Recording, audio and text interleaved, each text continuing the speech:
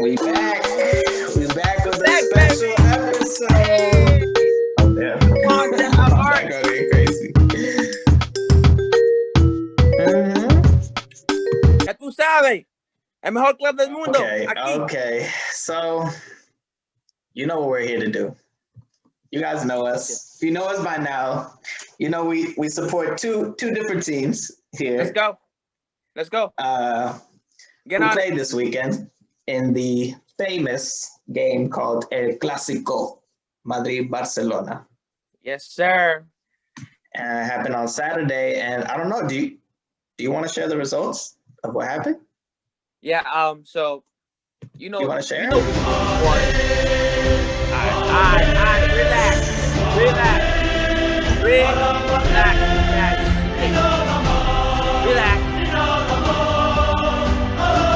Wait, so when does it end? Come on. When does it end? Does it ever end? Oh man. Yeah, So what do you but gotta nah, say? it was. I felt like, going to this game, a lot of people. I mean, even you were like, "Oh, Barca's gonna come out with a win." For real. It was. I mean, I wouldn't say it was an expected win by Madrid. I always knew that both teams came in having issues. So I personally I thought it was anybody's game. Because watching Barca, especially coming off the Champions League win, those first 15 minutes that they played they weren't very convincing. Yes, near the end of the first half, into the second half, yes, they look more convincing, but I thought they still had issues, especially going, with the back line, which we saw Madrid exposed at many times. So it's not like it wasn't crazy to see that Madrid won, in my opinion. Yeah. Like you said, coming into it, given the type of week that Madrid had, where they lost to Cadiz, then they lost to Shakhtar in the Champions League, and Barcelona, they lost to Getafe. I mean, Getafe is a good team, and then they looked pretty good in the Champions League. So I really did not think, actually thinking about it before the game, I think my score line was like the reverse. Like I was like, oh, I think Barcelona will win like 3-1, because they looked good offensively and stuff like that. So, but yeah, so Madrid pulled it off 3-1. My applause impression. for y'all. Let me give y'all an applause.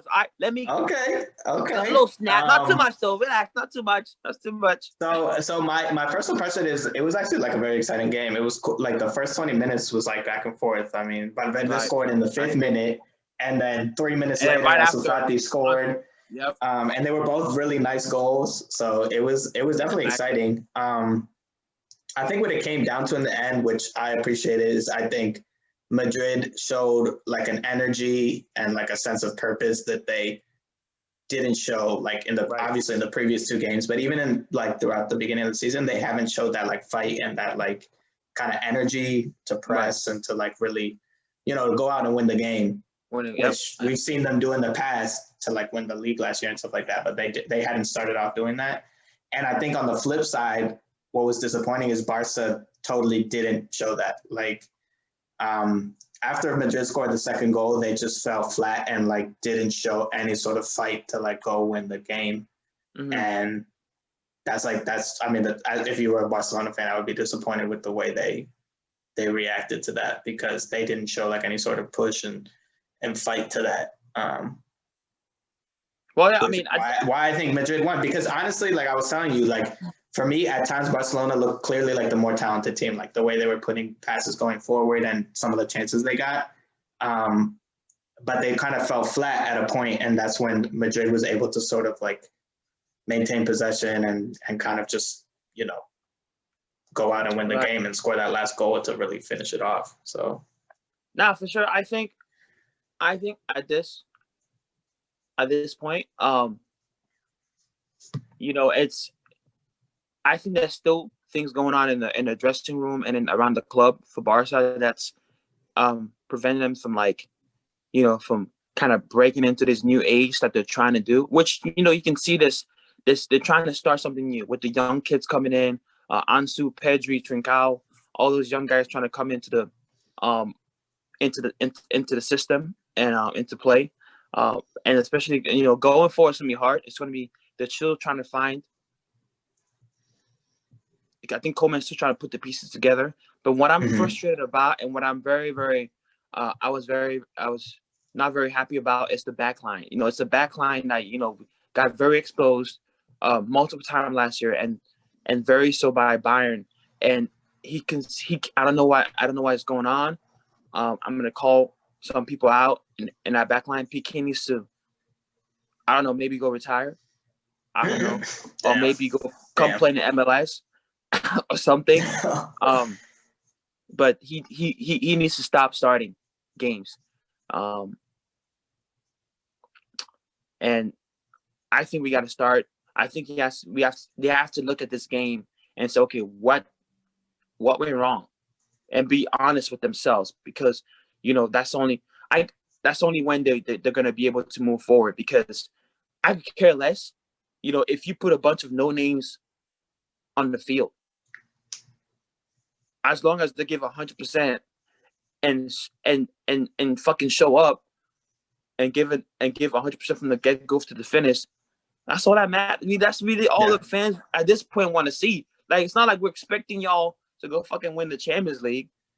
No, but I mean, we have high hopes. We're hoping you make something happen, right? But what we want to see more than anything is really some cojones, like some guts. Yeah.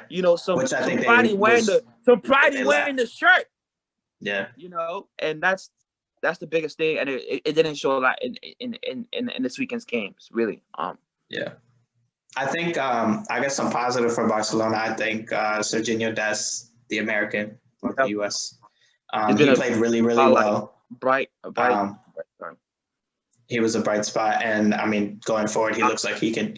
That looks like it's going to be his spot to lose to someone else. For a while. Like it's his spot for a while, because I don't see anybody else really challenging him for it. Which is great. Impressive for a young player to do that, to show up in in a game that is so big. And then Ansu Fati obviously continued what he's been showing. So and you can tell. I mean, it's not something that nobody. That's it's not something that's unknown. But Messi doesn't want to be there. You can tell. And with the whole saga going on, he really doesn't want to be here. He's not. You can tell he's not enjoying playing for Barca at the moment. He's trying his best to keep it together, but it's hard.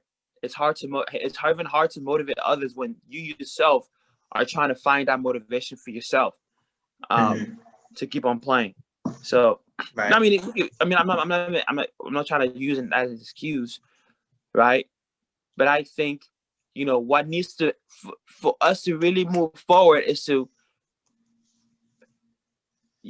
start clean. Everything start clean from the top to the bottom. Start clean, and that's when I think we're gonna enter this new age where we can start really rebuilding. Because right now we're trying to replace missing pieces with some we're trying to patch things up. Really, not trying to buy something new. We're trying to patch a ripped up cloth or something instead of buying some new cloth to build. So yeah. Right. No, I get you. I definitely see that. I think another critique that some people had was kind of, I guess, the use of players like Zidane versus Coleman. I think Zidane got the lineup right with what he went with to start. I like the lineup that he put out. Obviously, it was helpful having Ramos back versus what they had in the Champions League, which looked like a total mess. But I mean, Valverde obviously was a very key. He went off hurt, which is we'll have to see about that. I didn't check to see if it was anything serious. Hopefully he's out for 5 years. Damn, that's your boy though. You like Valverde? Nah, I do like Valverde. He's my type of player. He works hard. He's willing to give everything for the team. So but he replaced him with Luka Modric. He put Rodrigo on later, but it looked like he used his subs well. And then Coleman really didn't make any changes until very, very late in the game, which I think is interesting that I think some people critique them with. Which is true. I think for Madrid, really, they look like a more cohesive team than Barca, which is great. Especially when you're talking about, when you're talking about grinding out wins, really defending and keeping, and trying to stop other teams from scoring. I think the problem is going to be, can they break teams down, especially those teams that defend very compactly. You know, I don't think, that's not just because that's not because of I'm a Barca fan, but I personally think their thing's gonna be creativity. I don't think they have enough creativity when you look in terms of, okay, can they make something happen in Europe? Can they make something even La Liga so far? Because there's some tough teams. There are some really tough teams who can defend. Well, I think about half of the team in La Liga can defend better than Barca. So that's another story. So like the first goal for Valverde, no team is gonna get like if you look at teams like Getafe or Granada, they're not gonna give you that easy of a walking part. That first goal for Valverde was just like they were just like, okay, open sesame, go ahead and score. Yeah, I think that was a big mistake by Piqué. The way he played it. Call for him to just he volunteered to be sold after that Bayern. You should have just taken his option and say, you know what, leave. They should have been offered to some other club, or even become a mentor. Become a mentor for another young defender, right? I mean, take another position in the club. So that's my thing for Madrid. They gotta. I don't know. Maybe the players there can still do it, but they gotta maybe believe in themselves again, like Modric and Cruz. They gotta. Well, I think they need to figure the lineup out too. Like they still don't have for sure like what their lineup is. Like they have an idea, but I think what you're saying, the creativity. Me and you agree about this. In the games before this, where they lost, what were the teams doing? They were sitting deep, particularly Cadiz, and then hitting them on the counterattack, which was where they which I don't think they do well, defending against a counterattack, especially when they don't have people like Valverde and who actually like run and can cut that. So the problem is when they're facing teams that sit back, obviously Barcelona is not the team that kind of sits back. So they were able to kind of avoid that weakness because their goals came more off like when they had a lot more space and time, not breaking down the defensive. So I think that is where they're going to struggle. When teams sit back, they haven't been able to break them down, and then they get hit on a counterattack and they give up goals, which you're saying. So I agree with you. I think that's going to be an issue that they need to find out what they're going to do with. And I think Barcelona, if they can shore up a little bit their midfield and their defense, I mean, they still got a shot. Everybody still got a shot. Yeah, everybody's still at this point. It's 2020. Everybody's got a shot at it. Nobody, like we mentioned a couple weeks ago, nobody's safe. Nobody's safe, right? But overall, I think I'm actually not like too depressed or too down about this game, to be honest, because it was a necessary game. You could call it a necessary game for Barca. I don't know in the Madrid stands, but it was a necessary game for Barca. I think Coleman needed to see that his defense, I don't know what he's been working with them, or I don't know how he needs to scrap it and start over, or what. Yeah. Right. I think he needs to give young people a chance. Let them make mistakes so they can learn. Right? They learn. Right? They got that new energy so they can do better. So that's my take on it. Yeah.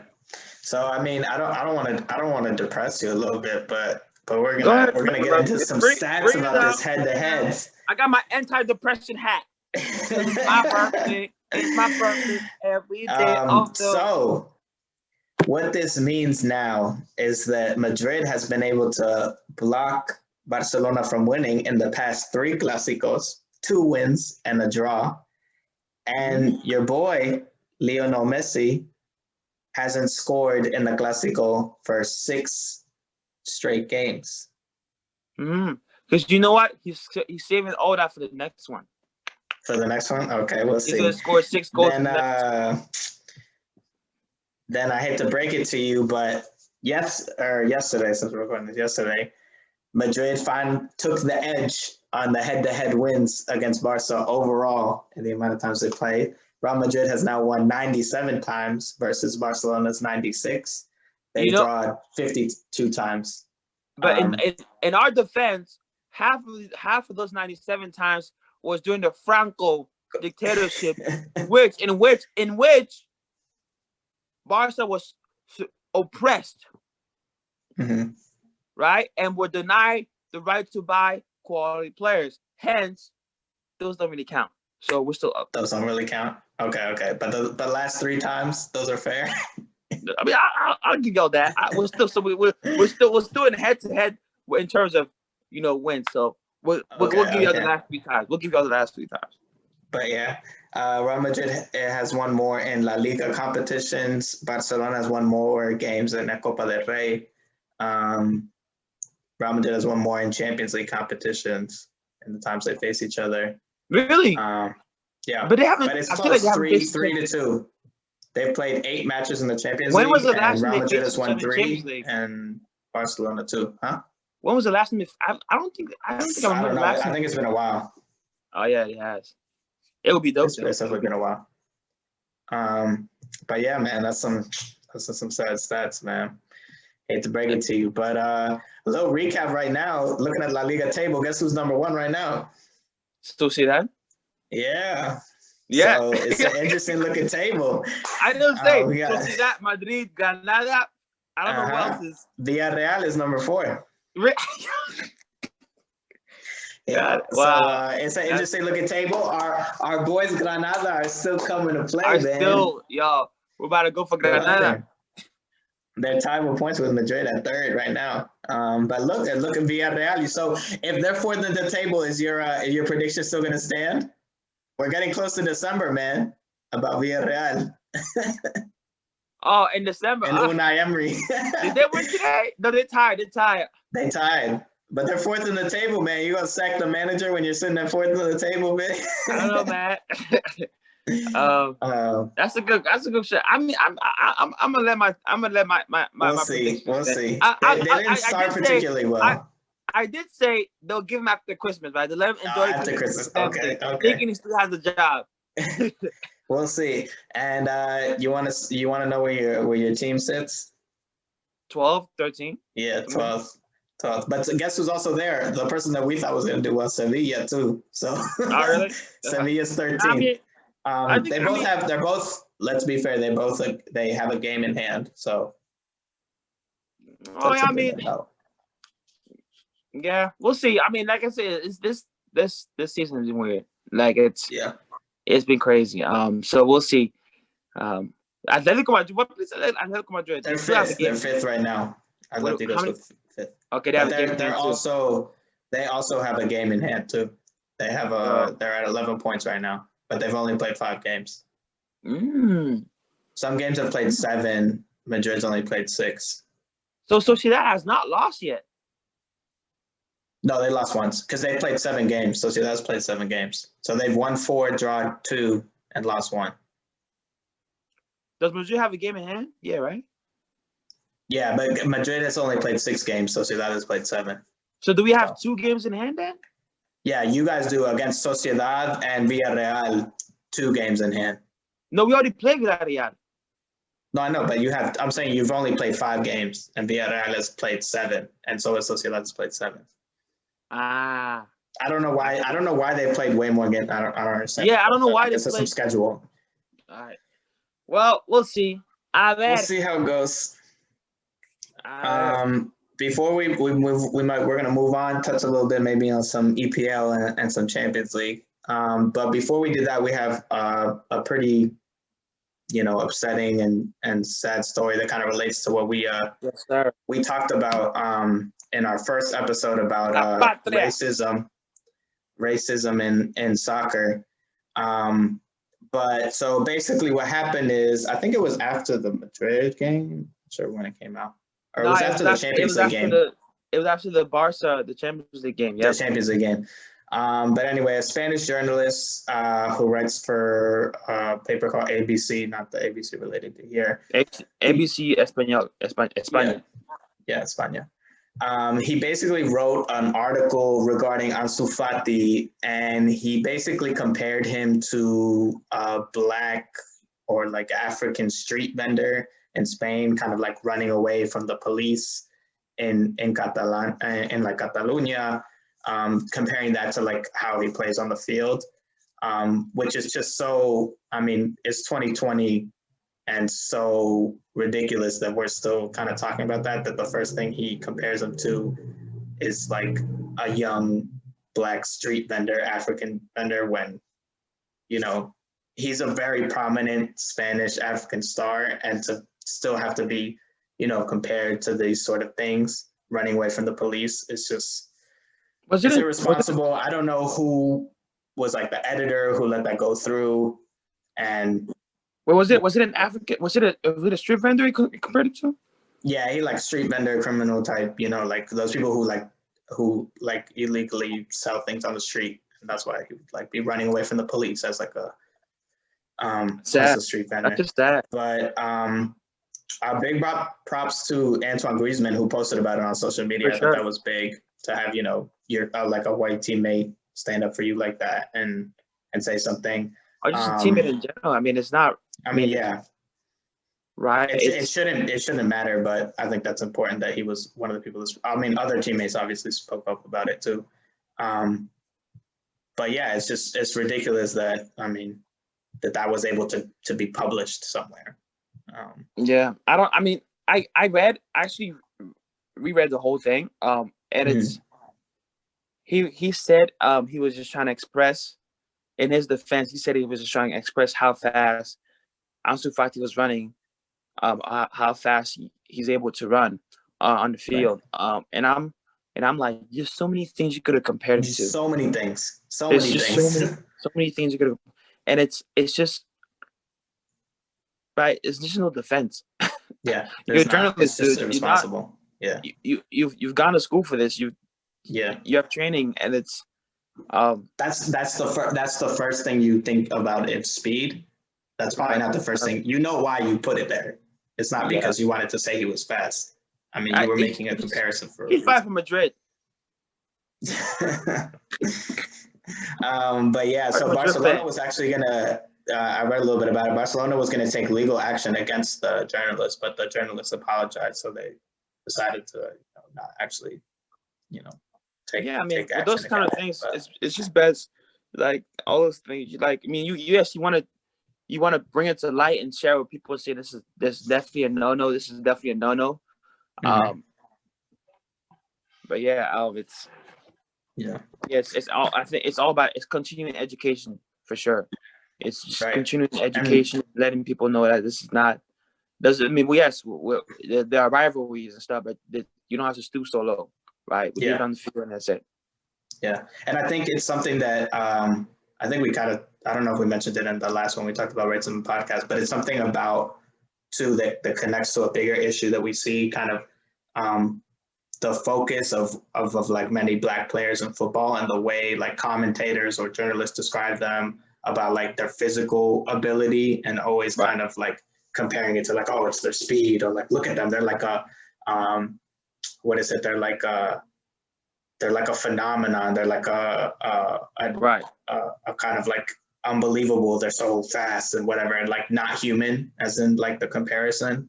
And they say like, oh, they don't have like the mental capacity, or they don't have the technical stuff, or the technical skill and stuff like that. And it's just like the way we use words. A lot.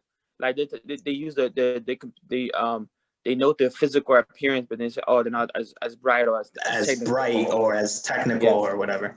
And it's just like the way we use words is so like coded in this like system of racism and stuff, that I think this is also like another example of how, what this is about. So we just had to bring that up. We're going to keep talking about it, man, because it's part of the game.